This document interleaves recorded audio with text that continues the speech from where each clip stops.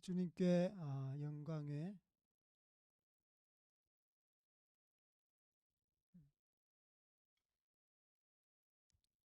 요거,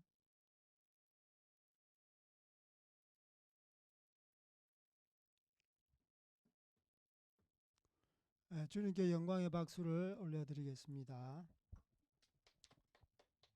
음,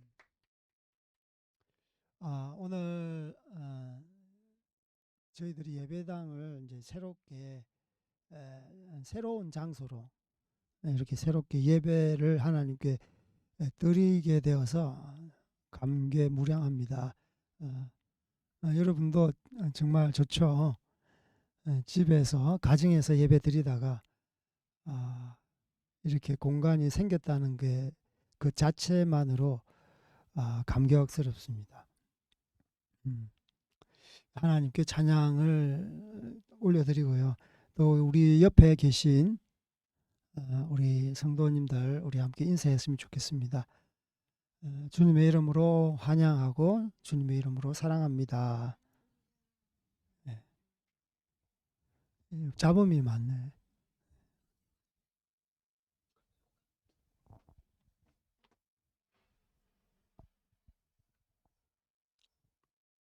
사랑하고 축복합니다.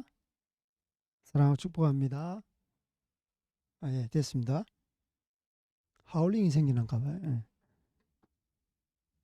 오케이.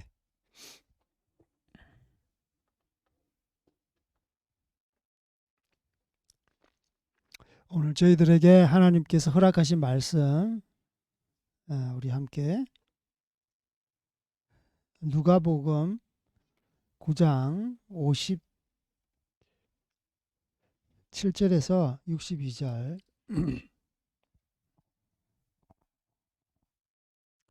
찾으면서 잠깐 광고 드리겠습니다.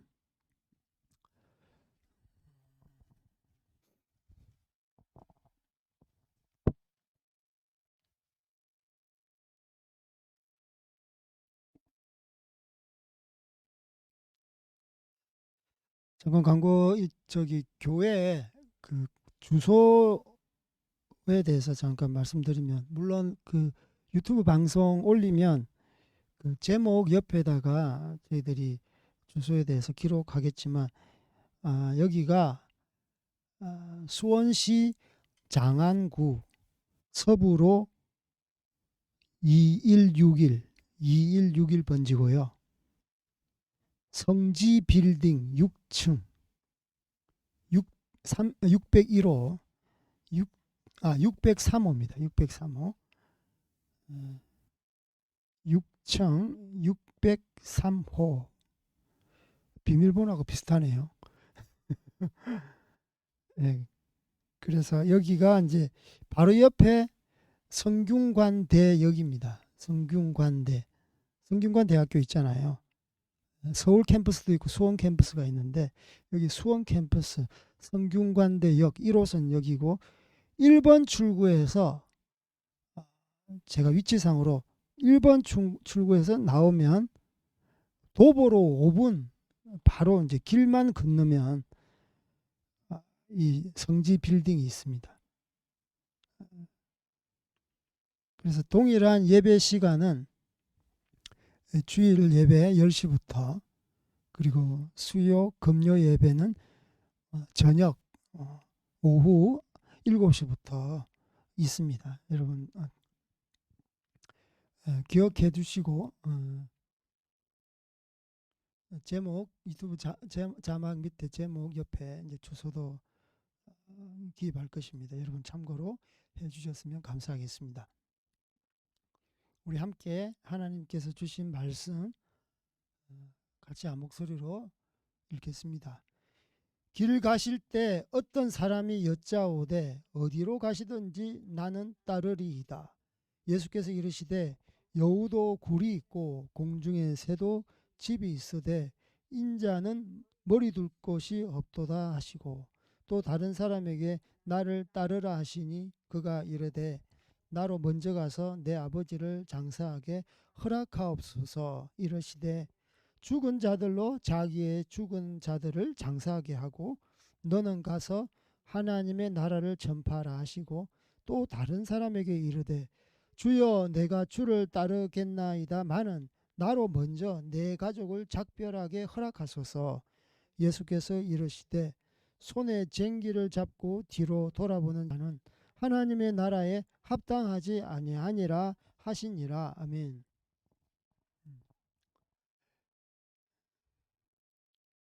저는 예전에 어떤 그 기업의 취업을 위해서 시험 칠 수 있는 어떤 기회가 있었어요. 시험을 치는데 그 시험 치는 시험장을 가기 위해서 모 전철역에서 내려서 도보로 한 10분 거리인데 걸어가는데 많은 사람들이 시험 보기 위해서 그 시험장으로 향했습니다. 그런데 저도 그 무리의 뒤를 따라서 시험 치기 위해서 그 무리를 따라갔죠. 5분, 10분을 지나고 어떤 곳에 당도를 했는데 그게 시험 장소가 아닌 거예요. 그래서 맨 앞에 있는 무리들이 웅성웅성 하면서 여기가 아니야. 그러면서 다시 방향을 바꾸어서 다른 방향으로 갔습니다. 그제서야 우리가 장소를 잘못 알고 왔구나. 그래서 그 출구로 나오는 것이 아니라 다른 출구로 나와서 거기서 직진해서 거기서 우회전해서 또 거기서 좌회전해서 어떤 시험 장소에 도달하게 되었습니다. 제가 그때 하나의 그 어떤 교훈을 제가 배웠는데 바로 아무나 따라가면 안 되겠구나. 예, 아무나 따라가면 안 되겠구나. 어떤 말씀, 어떤 구체적인 정보, 어떤 진리가 있어야 그 따라갈 때 제대로 어떤 목적지에 도착하는구나. 그래서 오늘 메시지 또한 예수님을 따른다는 것은 어떤 어떤 것을 따라가는지에 대해서 우리가 이제 좀 같이 성경을 공부했으면 좋겠습니다. 그래서 오늘 제목은 온전히 예수님을 따르는 삶입니다. 크리스찬이 된다는 것은 무엇인가를 잘 말씀해 주고 있는 오늘 본문입니다. 주님의 말씀은 나를 따르라라고 말씀하고 있습니다. 이것은 바로 예수님의 제자가 되라는 말씀입니다. 그러나 오늘날 교회에서 말씀하는 제자의 의미는 전혀 다릅니다. 그냥 몇 주 코스 제자 훈련을 받으면 제자로 이렇게 되는 것입니다. 세상 또한 마찬가지입니다. 내가 어떤 스승의 제자라고 한다면 어떤 수업료, 어떤 등록금을 지불하고 그 학교에서 2년이나 뭐 4년이나 수학을 하고 나서 졸업을 하면 나는 김모 교수님의 김모 선생님의 제자입니다라고 하는 것이죠. 예. 수업료를 통해서 지식을 사는 그 수준 이상 이하도 아닌 것입니다. 본문에서는 예수님께서 나를 따르라라는 것은 삶 전체로서 전적으로 전인격체적으로 예수님의 뒤를 따르라는 말씀입니다. 그래서 전인격체적으로 예수님을 따르는 삶은 어떤 마음가짐으로 따라야 하는지 우리 한번 알아보겠습니다. 예수님께서 사마리아를 돌아서 다른 곳으로 가실 때 누가는 우리 첫 구절에 길 가실 때라고 기록하고 있습니다. 이 길은 어디로 가는 길입니까? 그 앞절 내용에 보면은 잘 알 수 있습니다.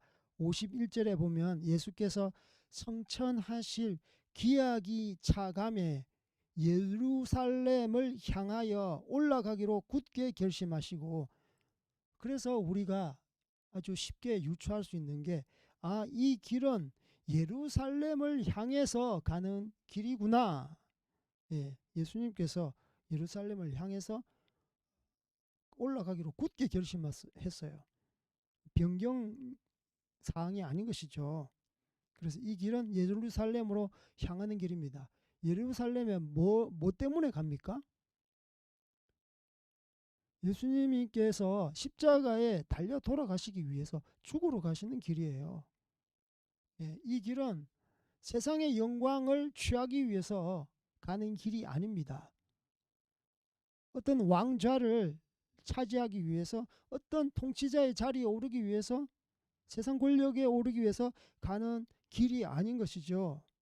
그래서 이 길을 가실 때에 많은 사람들이 제자가 되겠습니다 라고 말씀하실 때 예수님께서 주시는 말씀인 것입니다. 이때 여러 사람들이 예수님을 따를 것을 표명했습니다. 이곳에서는, 오늘 본문에서는 세 사람이 나옵니다. 세 사람. 첫 번째 사람은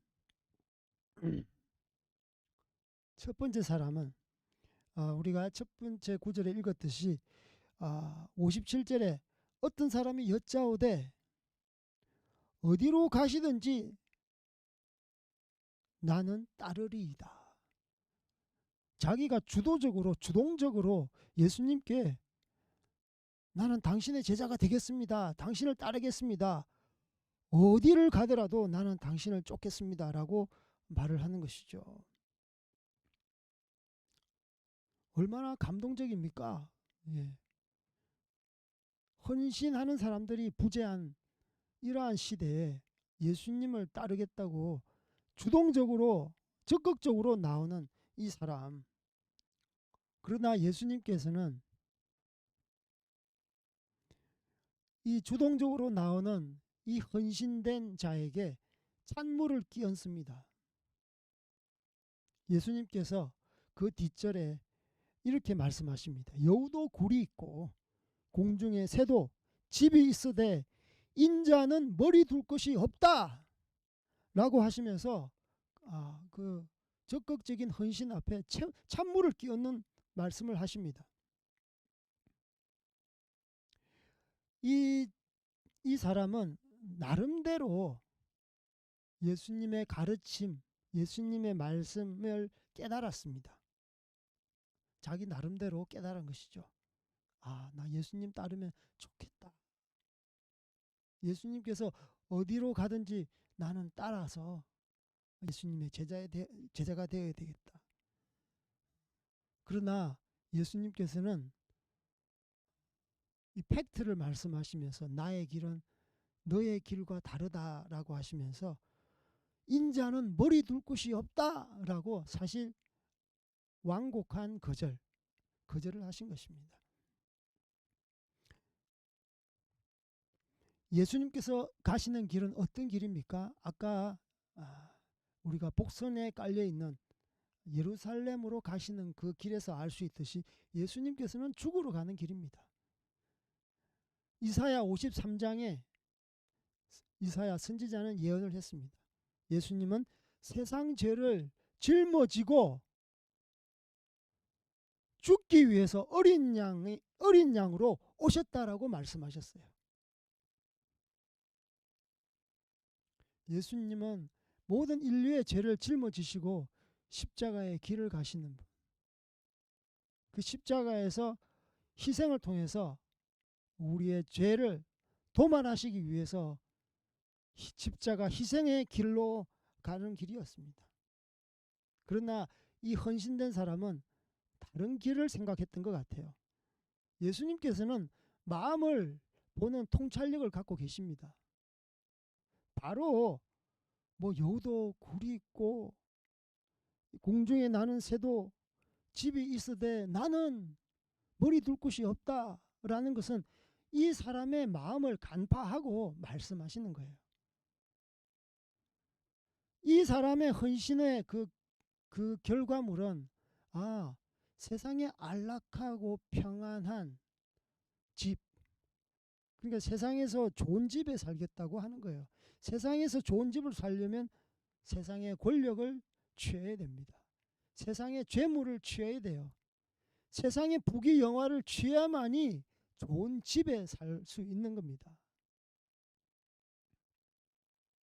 그래서 예수님은 그 분별력을 가지고 이 사람에게 찬물을 끼얹는 이러한 말씀을 하신 것입니다.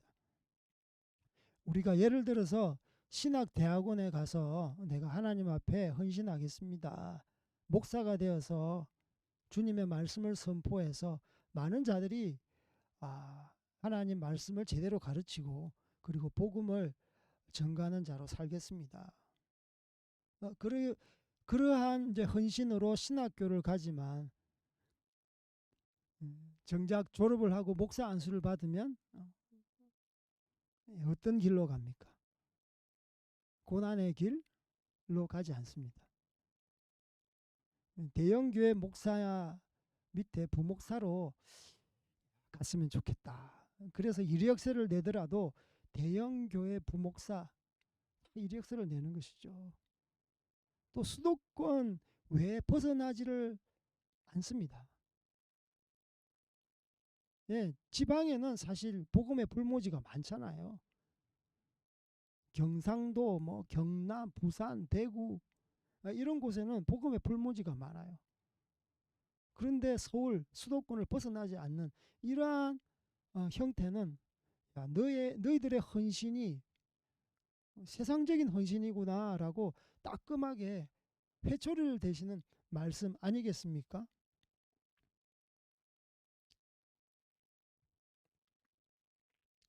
예수님께서는 헌신한다고 다 받아주지 않습니다. 예수님께서는 기준이 있는 거예요. 헌신한다고 다 받아주지 않아요. 신학교에서 시험 칠 때 점수만 좋으면 다 받아줍니다. 요즘 선교단체도 훈련생이 없어서 전전긍긍입니다. 신청서만 내면 다 받아줍니다. 그러나 예수님은 오히려 엄격합니다. 시험도 안 칩니다. 면접 한번 보고 끝나버립니다. 끝내버려요. 그래서 헌신의 주체는 누구인가? 이것에 대해서 우리가 다시 한번 생각해 보게 되는 것이죠. 내가 헌신한다고 예수님을 따를 수 있는가? 아닙니다. 하나님께서, 예수님께서, 성령님께서 우리에게 불러주셔야만이 우리가 거기에 반응할 수 있는 겁니다. 이게 세상적인 방식과 다른 거예요.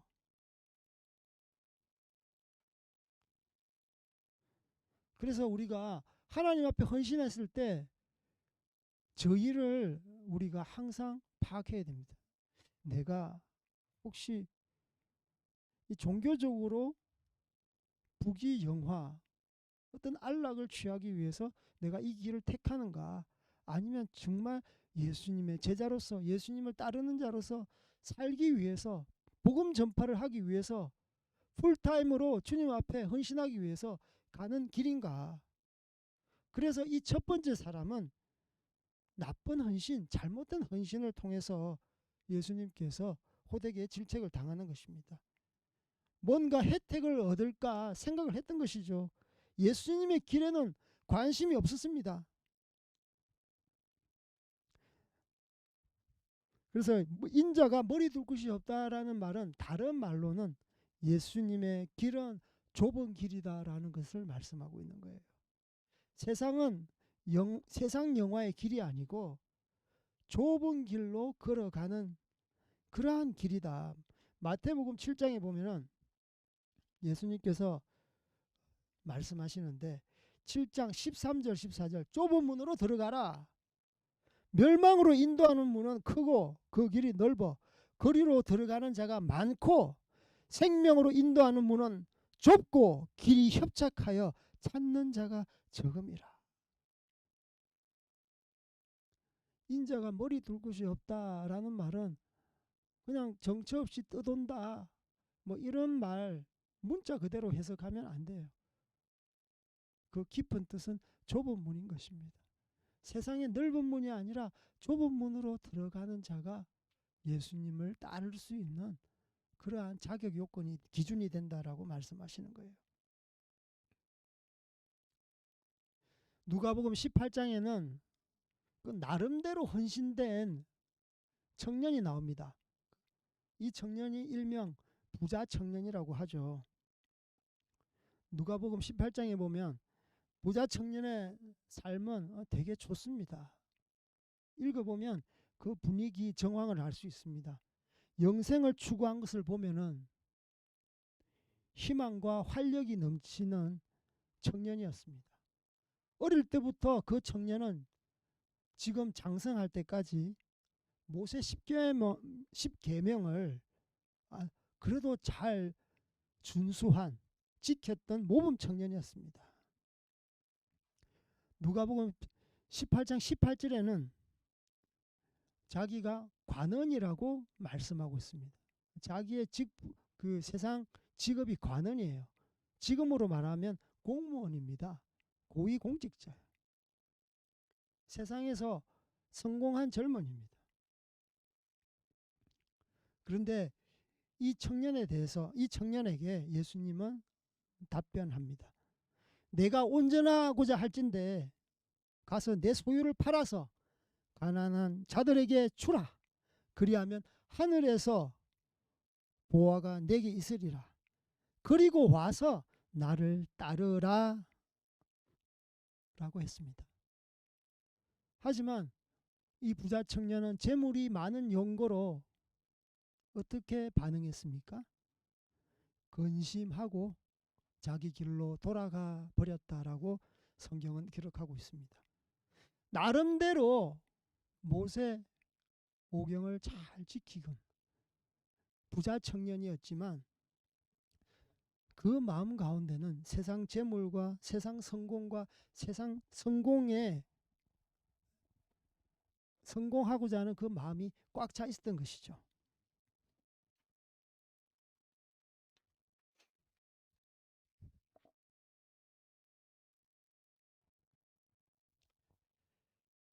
두 번째 예수님께 나온 사람이 있습니다. 두 번째 사람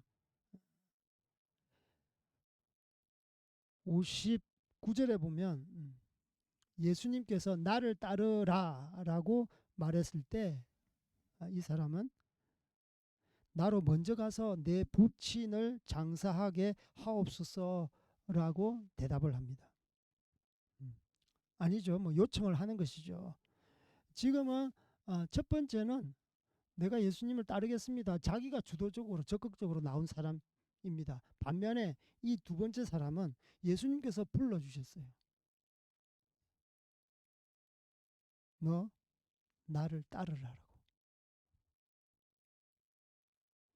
그러나 이 사람은 그 예수님의 그 요청에 응답을 적극적인 반응을 하지 않습니다. 나로 먼저 내 부친을 장사하게 하옵소서. 우리 아버님이 돌아가셨습니다. 장례식에서 장례 예식을 치르고 당신을 따르겠습니다. 이 말씀입니다. 하나님의 부르심보다 더 급한 일은 없습니다. 그러나 때로는 사람들은 이러한 저러한 이유로 인해서 예수님의 콜링, 하나님의 부르심에 응답하지 않고 거절합니다. 유대인의 그 문화에서 모든 세상 그 다른 민족의 문화도 비슷하겠지만 특히 유대인의 그 문화에 있어서 장례는요 가장 중요한 일로 여겼습니다. 장례의 의무는 율법 연구, 성전 예배, 유월절 제사, 할례 의식 이것보다 더 높은 중요도를 가지고 있습니다. 사람이 죽었다고 그러는데 그리고 자기를 낳아주고 길러주신 부모님이 돌아가셨다고 하는데 장래의식은 말씀 연구보다 더 우선순위에 두는 거예요. 성전 예배보다 6월절 제사보다 중요한 할례의식보다 더 중요하게 여기고 모든 것을 제쳐두고 아버지 장례의식에 참석해야 되는 이런 문화입니다. 우리나라 민족도 그렇잖아요. 우선순위 중에서 자기 부모님께서 돌아가셨는데 그것만큼 우선순위가 어디 있겠습니까? 그래서 예수님께서는 우선순위에 대해서 말씀하시면서 세상의 어떤 일보다 더 시급한 것은 하나님 나라다. 예수님께서 이 세상이 예수님께서 이 사람이 세상 일로 갔다가 돌아오는 것을 기다려 주지 않습니다. 예수님을 따르려면 세상 일은 어떤 중요한 일이 있더라도 접어두고 너는 나를 쫓기를 원하는 것입니다. 60절에 보면 예수님께서 이렇게 말씀하고 있습니다. 죽은 자들로 자기의 죽은 것들을 장사하게 하고 너는 가서 하나님의 나라를 전파하라고 명령하십니다. 하나님 나라의 긴박성, 하나님의 나라 선포에 대한 우선순위. 그러니까 결국 말하면 부른 것은 그냥 너를 좋아서 부른 것이 아니라 하나님 나라의 긴박성, 하나님의 나라. 예수님께서 어떻게 처음에 사역할 때 어떤 말씀을 하셨습니까? 회개하라, 천국이 가까웠다. 죽어가는 백성들을 향해서, 죽어가는 영혼들을 향해서 회개할 것을 명령하시고 빨리 하나님 나라가 임했음을 말씀하는 것이죠. 왜 예수님을 따라야 하는지 이 사람은 모릅니다. 그냥 예수 그리스도 따라가면은 그냥 좋지 않을까? 뭐 어떤 고생도 고난도 나는 감수할 수 있어. 예수님께서 먼저 나를 따르라고 했을 때 딱 보니까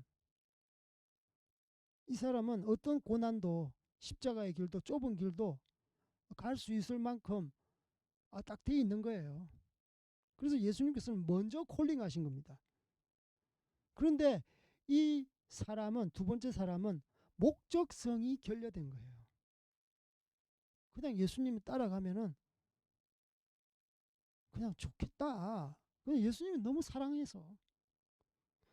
소명은 분명한 목적성을 기초로 하고 있습니다.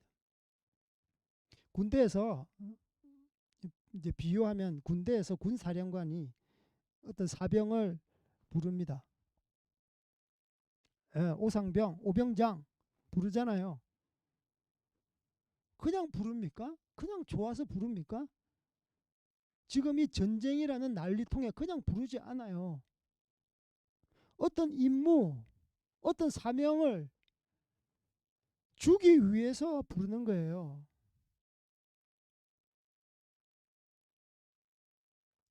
그래서 하나님께서 너는 나를 따르라 부르신 이유는 분명한 목적이 있는 거예요. 분명한 사명을 주어지기 위해서 부른 거예요. 그것은 바로 하나님 나라를 전파하라라고 부르신 분명한 목적이 있는 것입니다. 어, 어, 이것은 단순히 풀타임 사역자에게만 국한되지 않고 우리가 예수님을 믿는 우리 청년들, 우리 젊은이에게도 적용할 만한 말씀인 것 같아요. 대학과 학과를 선택할 때, 그리고 대학을 졸업하고 나서 직장을 선택할 때 어떤 세상에서 중요한 관문을 거치기 위해서 무엇을 선택할 때 어떻게 선택합니까? 하나님께서 부르시는 소명과 어떤 사명을 기반으로 해서 근거로 해서 선택을 합니까? 대부분 취업 잘 되니까, 저 학과에 가면 취업이 잘 되니까, 저 학과에 가면 돈을 잘 버니까, 지금 이 시대에 떠오르는 학문이니까 회사를 선택할 때도 마찬가지입니다. 주로 대기업 거의 박 터집니다. 경쟁률이 박을 터져요. 근데 최근 통계에 의하면 대부분의 학과 선택, 이러한 것들이 60% 이상이 그들의 적성과 상관없이 선택한다라고 통계에 나와 있더라고요. 뭐 거창하게 하나님의 사명, 뭐 이 세상을 변화시키고자 하는 하나님의 소명을 차치하고서라도 자기 적성하고도 상관없는 이제 그러한 선택을 한다는 것이 얼마나 안타까운지. 그 세상 사람들도 자기 인생을 사는 것이 아니라 사회에서 요구하는 인생을 사는 것이죠. 하물며 하나님의 사람인 여러분이 이 사회에서 요구하는 인생, 또 단지 자기만의 인생을 살 수 있겠습니까? 그래서 하나님께서 부르시고 사명을 주는 것은 분명한 목적성을 기초로 하고 있습니다. 그래서 이 청년은 목적성, 소명성이 결여된 것이죠.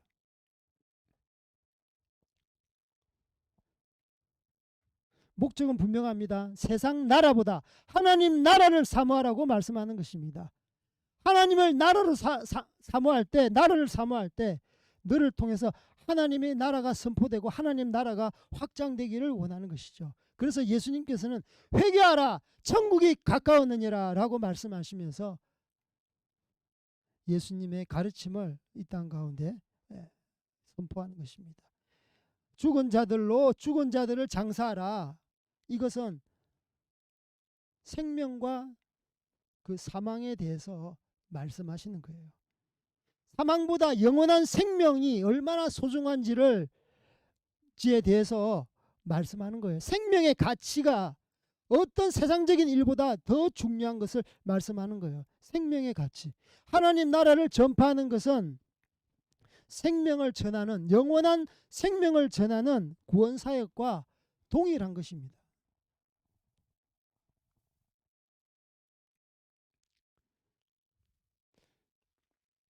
마지막으로 세 번째 사람이 등장합니다. 이 사람은 첫 번째 사람처럼 자신이 예수님께 헌신하겠다고 나선 사람입니다. 내가 주를 따르겠나이다 마는 나로 먼저 내 가족을 작별하게 하옵소서. 내가 주를 따르겠나이다 말씀했잖아요. 그러면 따르면 되는 것이지. 나로 먼저 내 가족을 작별하게 하옵소서. 장례식도 가는 것, 장례식 가는 것도 허락하지 않으신 예수님께서 가족 작별을 허락하실 일 만무하죠. 이 장면은 엘리사가 엘리야를 쫓기 전에 가족 작별을 허락해달라고 하는 모습이 생각이 납니다. 열왕기상 19절 20절에 보면은 엘리사가 엘리야를 쫓기 전에 가족 작별에 대한 내용이 나옵니다. 그러나 엘리야를 따라가는 중요성보다 훨씬 중요한 임무에 대해서 말씀하고 있습니다.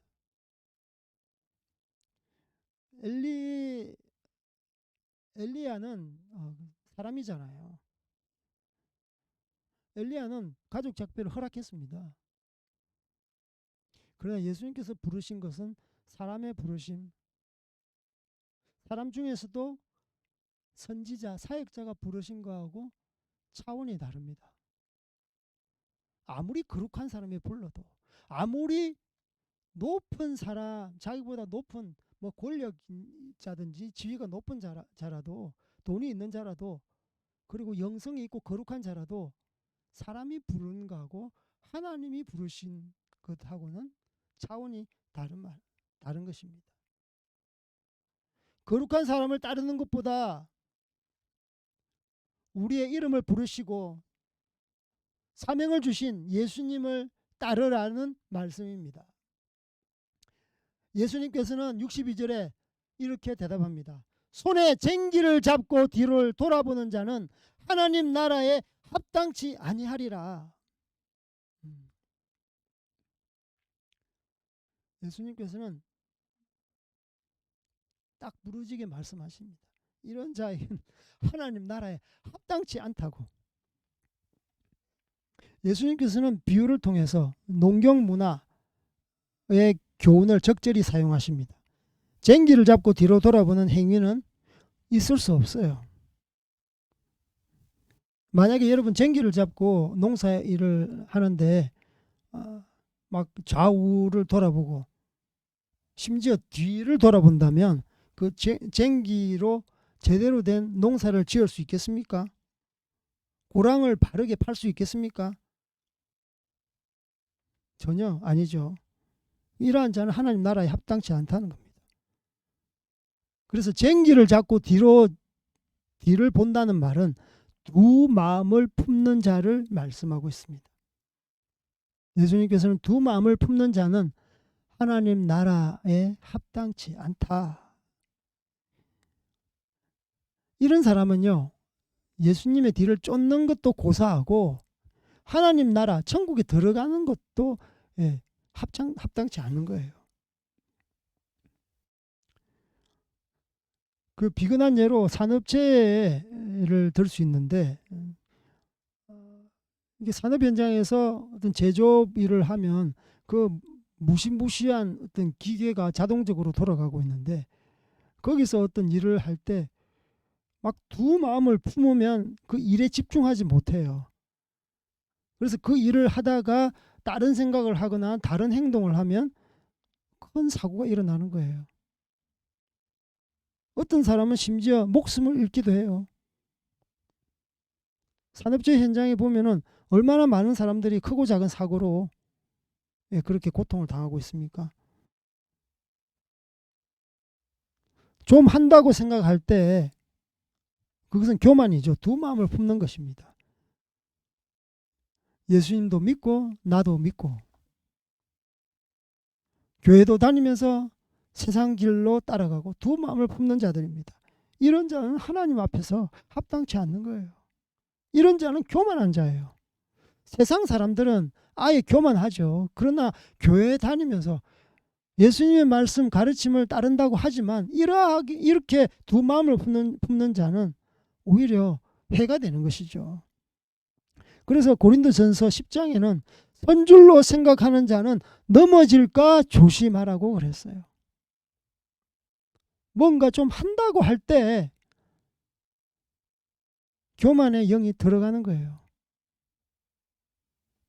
그래서 항상 허리를 동이면서 예수님 앞에 겸손하게 한 마음을 품고 예수님을 따르는 자가 진정 하나님 나라에 합당한 자인 것입니다.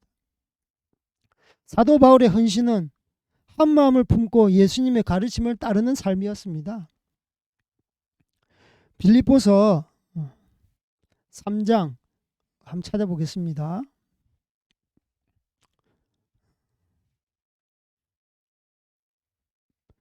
빌립보서 3장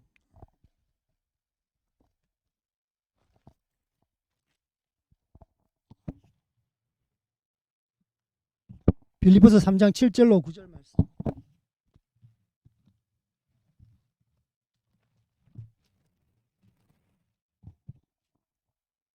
우리 다 같이 시작. 그러나 무엇이든지 내게 유익하던 것을 내가 그리스도를 위하여 다 해로 여길 뿐더러 또한 모든 것을 해로 여김은 주 예수 그리스도를 아는 지식이 가장 고상하기 때문이라. 내가 그를 위하여 모든 것을 잃어버리고 배설물로 여김은 그리스도를 얻고 그 안에서 발견되려 함이니 내가 가진 의는 율법에서 난 것이 아니요 오직 그리스도를 믿음으로 말미암은 것이니 곧 믿음으로 하나님께로부터 난 의라. 모든 것을 배설물로 분토로 여기는 제자도에 대해서 말씀하고 있습니다. 우리는 보통 보면은 나의 것은 버리지 않고 거기다가 플러스를 해서 주님의 것과 플러스를 해서 그러면 더 좋지 않겠냐라는 생각을 합니다. 나의 것과 플러스 주의 것은 아닙니다. 나의 것을 버리고 주님을 얻고 주님을 따르는 헌신은 하나님께서 원치 않는 헌신입니다. 각자 자기의 가진 것을 더 첨가해서 그리스도의 교훈을 가지겠다는 것은 교만입니다. 이제까지 가진 것을 사도 바울과 같이 배설물 분토로 여기고 새롭게 출발한다는 것은 하나님 앞에서 진정한 헌신의 출발점입니다.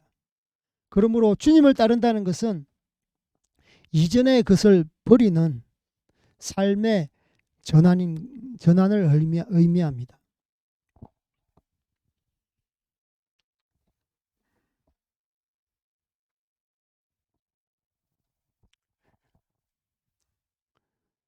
독일의 유명한 신학자 본회프라는 이제 사람이 있습니다. 이 본회프는 주님을 따르는 삶의 전환에 대해서 잘 말해주고 있습니다. 단지 생활의 일부만을 교회와 연결된 크리스찬, 일명 썬데이 크리스찬이라고 말들 하죠. 그래서 본헤프는 이러한 썬데이 크리스찬들을 향해서 분개했습니다. 본헤프는 항상 제자라는 말을 사용하기보다는요, 뒤를 따르는 사람, 그러니까 예수님의 뒤를 따르는 사람이라고 표현을 했습니다. 제자라는 명사보다 예수님의 뒤를 따르는 이라는 진행형 동사를 선호했습니다. 본헤프는 일부러 주님을 따르는 사람이다 라고 굳이 말을 했던 것이죠. 그래서 예수님을 믿는 신자가 된다는 의미는 오늘날의 제자가 스승을 따르는 것처럼 어느 일정 부분을 따르는 것만을 말하는 것이 아닙니다. 일부분뿐만 아니라 내 삶의 전체가 그리스도의 뒤를 따르는 것을 뜻합니다. 본회포의 그 저서 나를 따르라 책 제목이에요. 나를 따르라.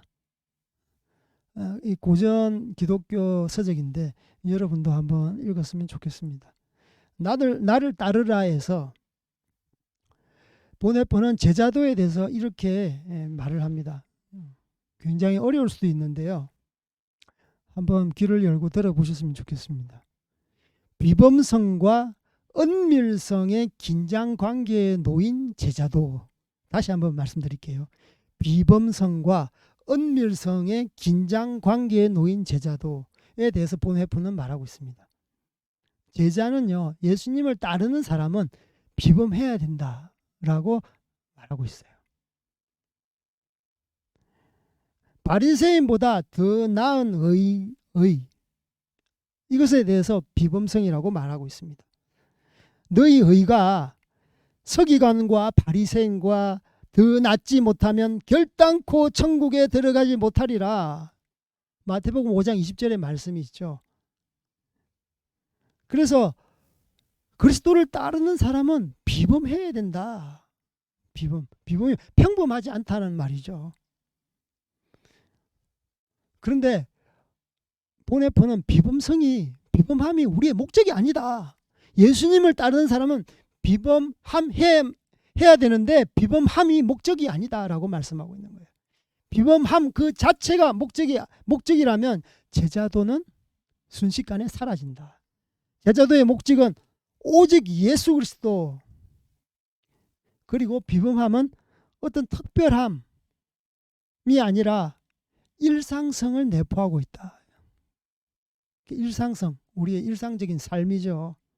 그래서 일상적인 삶에서 주님을 따르는 순종, 이것이 바로 비범함이다라고 말하고 있습니다. 비범하고 은밀함에 대해서 우리가 생각을 하면 이게 비범함이라는 것은 좀 드러나려고 하는 경향이 있잖아요. 뭔가 평범함을 거부하고 굉장히 그 스페셜하고 특수한 사람이자 특별한 사람인데, 이런 사람들은 자기가 드러내려고 하지 않더라도 드러내는 그런 성향이 강합니다. 그러나 은밀성은 감추어지는 성향이거든요. 그래서 비범성과 은밀성의 긴장 관계가 놓인 제자도는 뭘 말하는가?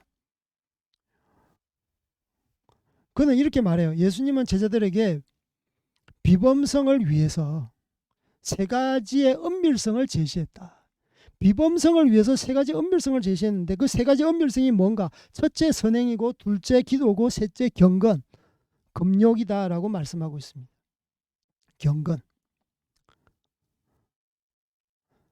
그래서 마태복음 6장에 보면은 항상 그 앞에 구제할 때 뭐 이렇게 하라. 기도할 때 너희들은 이렇게 하라. 금식할 때 너희들은 이렇게 하라라고 말씀하고 있습니다. 구제할 때 어떻게 해? 나팔 불지 말아라. 오른손이 하는 것을 왼손으로 모르게 하라. 기도할 때는 어떻게 해? 보이려고 하지 말고 골방에 들어가서 문을 닫고 기도하라. 은밀함 중에 계시는 하나님께 기도하라. 금식할 때는 어떻게 해요? 얼굴에 슬픈 기색이라든지 얼굴을 흉측하게 하지 말아라. 머리에 기름 바르고 씻어라. 다른 사람들이 보면 모르게 반듯하게 해다녀라, 이 말입니다. 은밀한 중에 보시는 하나님께서 갚으시리라 라고 하나님께서 말씀하셨어요. 그러니까 바리새인들, 서기관들은 자기들의 그 세상 사람보다 나은 의를 과시하기 위해서 어떻게 기도했습니까? 막 사거리에서 기도하고 광장에서 기도하고, 왜? 회개 뭐 금식하고 기도하면은 뭐 동네 방네 그냥 광고하고 다니잖아요. 뭐 죄를 뒤집어 쓰고 옷을 찢고. 그러나 예수님께서는 분명하게 가르쳤어요. 이 비범함과 은밀성의 그 서로 상충되는 면이 있지만, 역설이 있지만, 이 비범함을 위해 이 세 가지 은밀성을 갖출 때 진정한 제자로서 설 수 있음을 말하고 있는 겁니다. 그래서 여러분, 하나님의 그 예수님의 가르침처럼 정말 하나님의 비범함이 있기를 주님의 이름으로 축복합니다. 그리고 그것을 드러내지 아니하고 이 선행과 기도와 경건, 이러한 것을 통해서 정말 세상으로부터 감추어진 사람, 하나님 앞에 그 상급을 쌓는 여러분들 되기를 주님의 이름으로 축복합니다. 그래서 예수님을 따르는 삶은 삶의 전부를 바꾸는 것입니다. 뭐 선교적으로 말씀하면 홀리스틱 미션이라고 그러죠. 어떤 민족을 선교할 때 단순히 교회만 개척하는 것이 아니라, 단순히 이 사람이 예수님만 믿게 하는 것이 아니라, 이 사회와 어떤 개인이 전 영역에서 예수님의 말씀대로 준행하게 하는 것. 그죠? 삶의 모든 영역 부분이 예수님의 말씀대로 살아가게 하는 것. 이것이 바로 선교지 않겠습니까? 동일하게 하나님 말씀을 선포하는 이 주님을 따르는 사람, 제가 사역자라고 말 안 했습니다. 예수님을 따르는 사람, 주의 길을 따르는 사람은 모든 삶의 영역에 있어서 홀리스틱, 전인적인 변화가 필요한 것이죠. 그래서 풀타임 사역자처럼 되라는 말씀은 아닙니다. 최소한 예수님을 따르는 삶의 전환, 즉 생활의 전반적인 부분의 변화가 있어야 합니다. 실제 삶의 전환적 생활 변화에 앞서서 사고의 전환이 필요합니다. 생활의 전인적인 변화에 앞서서 우리의 그 내면 사고의 전환이 필요하다는 것이죠. 바울은 고린도전서 7장 29절에서 30절에서 말했던 것처럼, 뭐 마치 없는 것처럼 헬라어로 홈의 신앙이라고 말씀하고 있습니다. 홈의 신앙. 이것은 마치 없는 것처럼 행하는 신앙. 우리가 한번 찾아볼까요? 고린도전서 7장 29, 31절.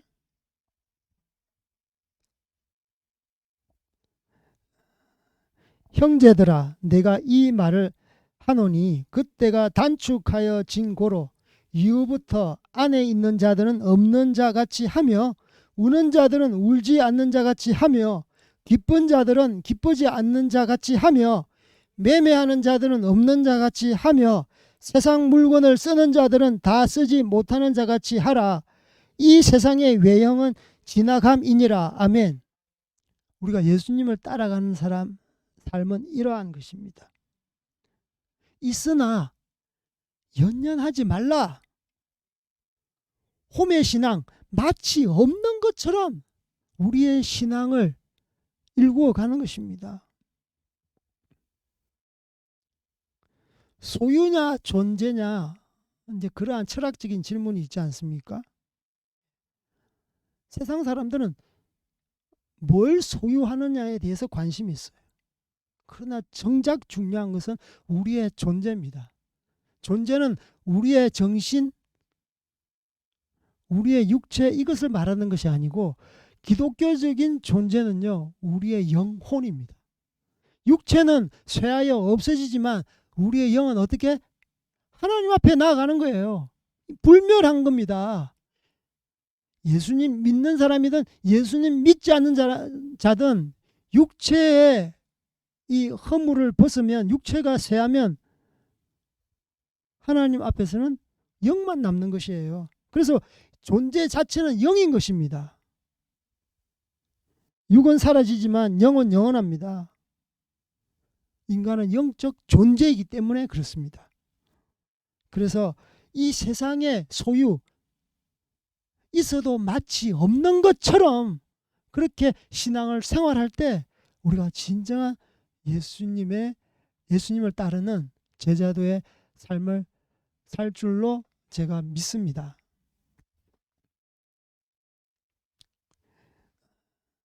아까 우리가 읽었던 고린도전서 7장 말씀에 보면은 우리가 스쳐 지나갔지만 그때 굉장히 이 말씀 가운데 중요한 말씀이 있습니다. 그때가 단축하여 진 고로라고 말씀하고 있습니다. 이 말씀은 말세에 대해서 말씀하고 있습니다. 만물의 마지막이 닥쳐왔다라는 것입니다. 단축하여졌다. 하나님의 나라가 곧 임하는 것을 말씀하고 있는 거예요. 이러한 말세적인 상황 가운데 우리가 어떻게 생활해야 되느냐?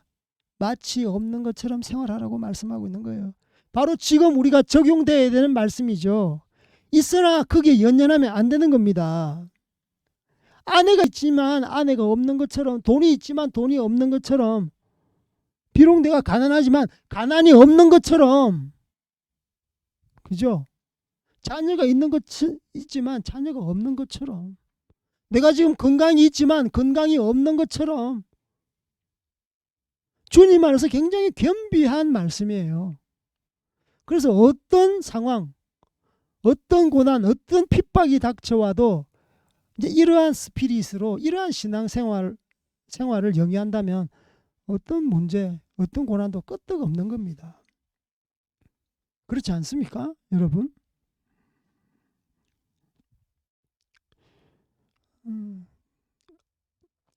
제가 최근에 이제 페북에서 올라온 참 그 감명이 되는 식구를 한번 여러분들에게 읊어드리고 오늘 말씀을 마감하려고 합니다.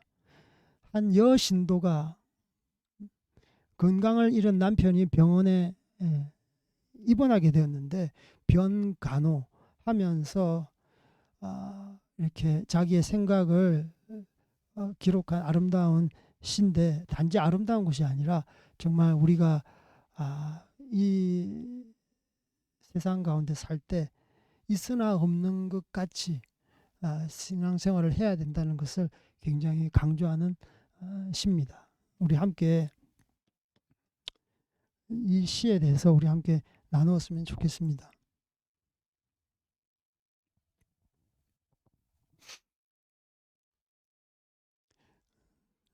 저는 원래 시를 그렇게 좋아하지는 않은데 하나님께서 야 이렇게 깊이 있는 어떤 사고를 통해서 이런 아름다운 시, 감명적인 시, 영감이 있는 시를 주셨구나. 시 제목이 내 것이 아닙니다 라는 거예요. 내 것이 아닙니다. 한번 들어보십시오.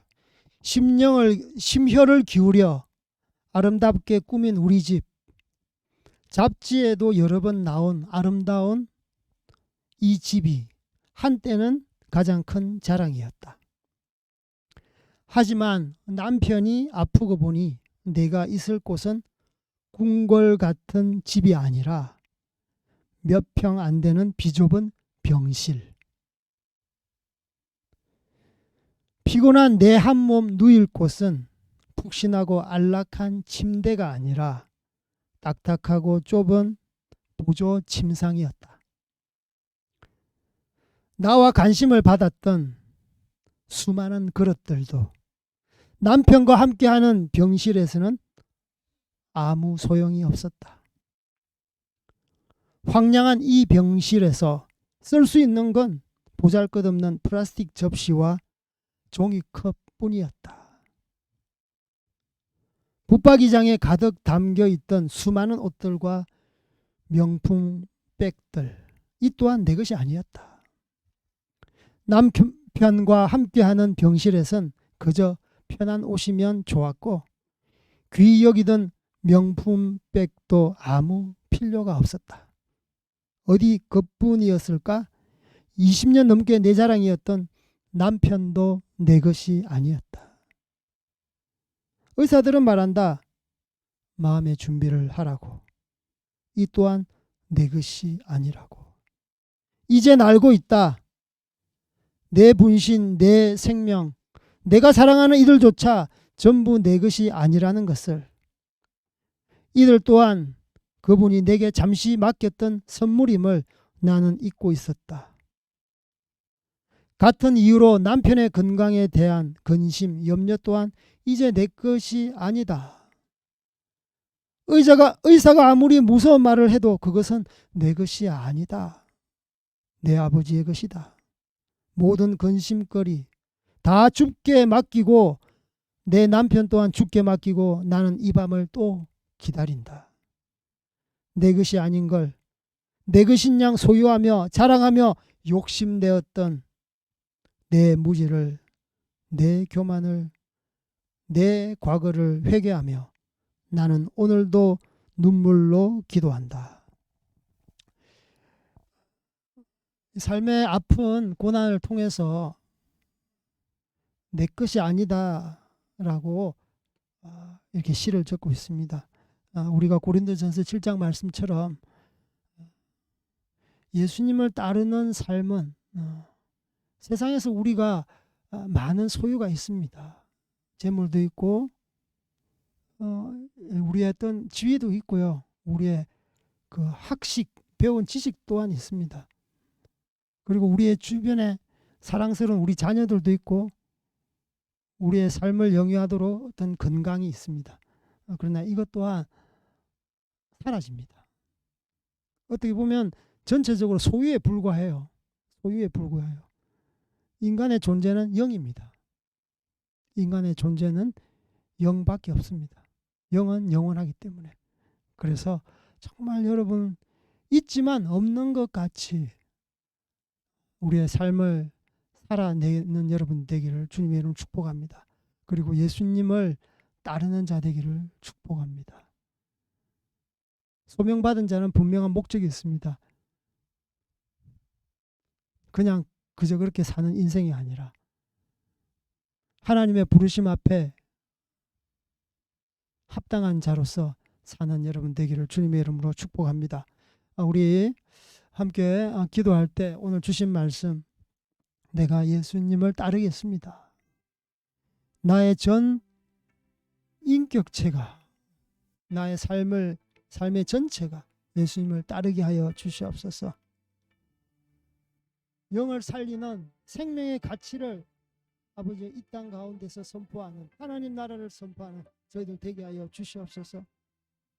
아버지 이 세상의 소유에 우리가 얽매이거나 그것에 욕심을 두지 않게 하여 주시고 아버지 영원한 하나님 나라 아버지 그것에 가치를 두고 이 땅 가운데서 선포하는 자 되게 하여 주시옵소서. 있지만 그것에 연연하지 않게 하여 주시옵소서. 주님의 나라를 위해서 사는 우리의 인생 되게 하소서. 우리 주님 부르짖고 함께 기도하시겠습니다.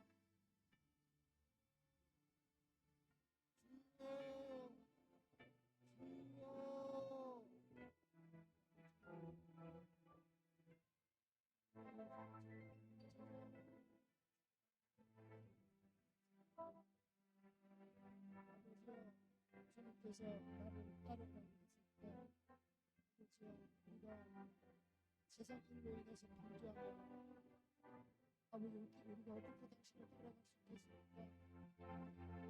아버지 전기를 잡고 뒤로 돌아보고 당신을 따라갈 수 있겠습니까? 아버지 당신의 나라에 합당하지 않는 아버지 이러한 불만을 믿으라고 했습니다. 예수를 믿었지만 아버지 나의 아버지 열정이 앞서고 예수를 믿지만 나의 혈기가 앞서고 예수를 믿지만 아버지 나의 방식과 아버지 나의 생활 스타일이 앞서고 용서해 주시고 아버지와 주님 이 하나님 나라의 주님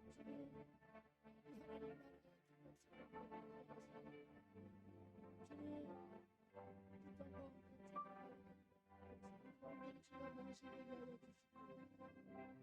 당신을 따르게 하여 주시옵소서. 당신의 뒤를 따르는 저희들 되게 하여 주시옵소서. 당신의 뒤를 따르는 저희들 되게 하여 주시옵소서. 아버지의 믿음으로 따라가게 하여 주시옵소서. 생명 따라가게 하여 주시옵소서. 좁은 길로 가게 하여 주시옵소서. 좁은 길로 가게 하여 주시옵소서. 좁은 길로 가게 하여 주시옵소서. 아버지와 세상의 길은 평탄하고 넓다고 다른 자들이 많다고 하였습니다. 주님 저희들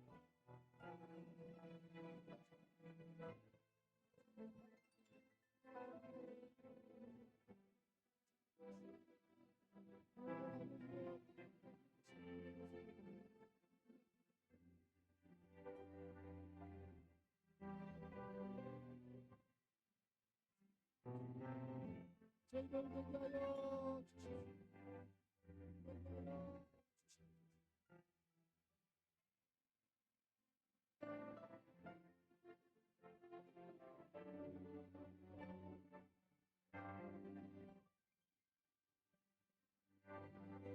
하나님 아버지 감사합니다. 저희들은 예수님을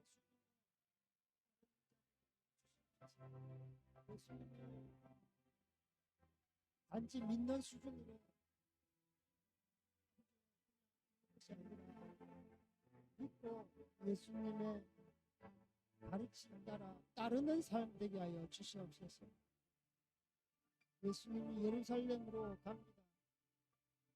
아버지 그 길은 협착한 길이고 좁은 길이고 아버지 고난의 길이고 때로는 아버지 수치를 당하는 길이고 아버지 사망의 길입니다. 육체가 죽는 죽음의 길입니다. 아버지여 우리가 예수님을 믿고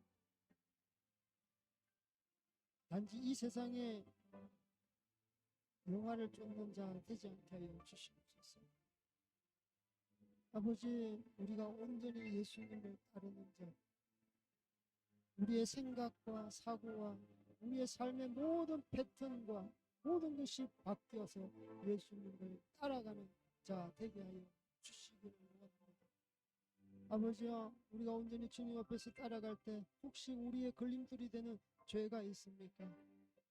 아버지여 우리의 허물이 있습니까? 주님 앞에 온전히 회개함으로 말미암아 아버지 나아가게 하여 주시기를 원합니다.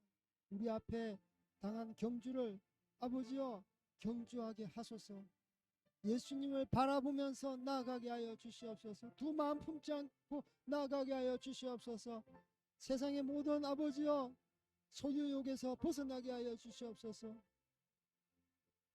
가지고 있지만 가지지 않는 자처럼 있지만 없는 것처럼 아버지여 있지만 거기에 연연하지 않고 이 땅 가운데서 당신의 삶을 살아드리는 당신의 그 뒤를 따르는 자 되게 하여 주시기를 원합니다.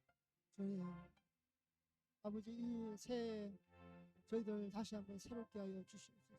성령 충만함으로 옷 입혀 주시옵소서. 아버지의 육신이 원이든 아버지여 육신이 원하지만 아버지의 마음이 원하지만 육신이 아버지여 정말 우리의 마음을 정말 대로 하지 못하게 하는 이러한 우리의 연약함이 있습니다. 아버지여 우리가 당신의 영으로 우리의 육신을 제어하는 저희들 되게 하여 주시옵소서. 아버지여 우리의 육신의 욕심을 제어하는 한 해가 되게 하여 주시옵소서. 당신의 새로운 아버지여 피조물로서 아버지여 당신을 아버지여 따르는 자 되게 하여 주시기를 올 한 해도 주님 손에 올려드립니다. 당신과 동행합니다. 당신과 함께 승리하는 한 해 되게 하여 주시기를 원합니다. 감사합니다. 주님 사랑합니다. 주님 당신을 찬양합니다. 이 모든 말씀 예수 그리스도 이름으로 기도 올리옵나이다. 아멘. 주님께서 가르쳐 주신 기도로 마치겠습니다. 하늘에 계신 우리 아버지여 이름이 거룩히 여김을 받으시오며 나라가 임하시오며 뜻이 하늘에서 이루어진 것 같이 땅에서도 이루어지이다. 오늘 우리에게 일용할 양식을 주시옵소서. 우리가 우리에게 죄 지은 자를 사하여 준 것 같이 우리 죄를 사하여 주시옵소서. 우리를 시험에 들게 하지 마옵시고 다만 악에서 구하시옵소서. 나라와 권세와 영광이 아버지께 영원히 있사옵나이다. 아멘.